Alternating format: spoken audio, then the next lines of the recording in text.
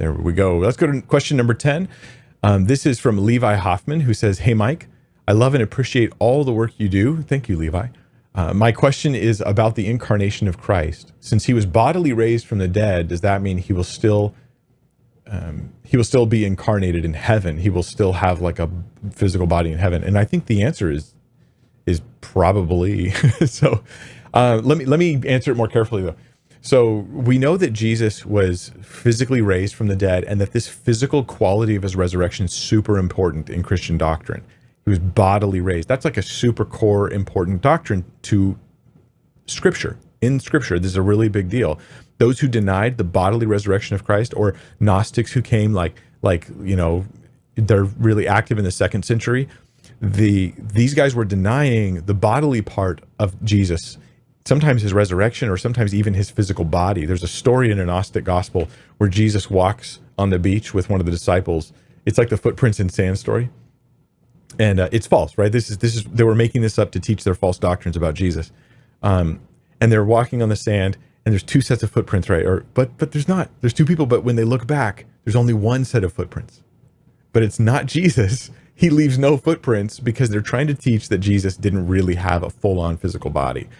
Other Gnostics would teach that the whole idea of the death of Christ was to get rid of the physical body. Like one Gospel of Judas would say that Judas helped Jesus by helping to get him killed to get rid of that physical body. It's blasphemous, it's horrible, it's not Christian, and it doesn't fit 1st century Christianity. But you get the idea that the bodily thing is kind of important, and early Gnostic teaching would come against that specifically because of their beliefs. So Jesus is raised bodily. So in the eternal heavens, though, where heaven meets earth, we're all going to be in bodies. All of us. Jesus and you and me, all of us. But God's presence will also fill the place so much that we don't even need light, because of his incredible presence filling and bringing joy and peace and fullness of just wonder at all times. So it'll be actually absolutely glorious. But then you've got the question of now. Okay, that's the then heaven. I did this in last week's video. I talked about like now heaven and then heaven, or eternal heaven. Eternal heaven is like heaven meets earth. And yeah, there's physical bodies for all of us, including Jesus. What about now? Is Jesus in a physical body right now? Well, he ascended physically. Scripture says he ascended physically in Acts, where he departs from the disciples and he goes up to the Father. There he ascended with a physical body. So either he has a physical body now in this temporary heaven, or what? I've heard one philosopher theorize, Christian philosopher, genuine believer, but strange theory in my opinion, he has his reasons, that Jesus's body comes into and out of existence as needed. And so that he's like not embodied. He has a body, but he's not using it. He's not embodied. It's kind of like, it's just sort of not around until he needs it for some purpose. And then he kind of like uses it again. I find that to be a bit of a stretch to my gut. I'm just saying, look, I know this.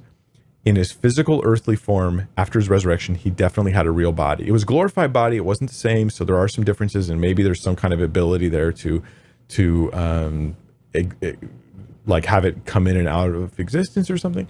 Like, but there's no evidence for that. You could just say maybe, what if? But then we have in the new heavens and new earth, Jesus has a physical body. Or so it seems to me. That's my understanding, my belief here. And it seems really weird if you start saying he doesn't. It seems like it challenges some core Christian things. So then why think that in the middle he doesn't? Can God create a situation in the eternal heavens where, I generally imagine spiritual beings being there, not physical, where there's a place for the physical body of Jesus at the right hand of the Father? I think he can. And I think that's probably what happened.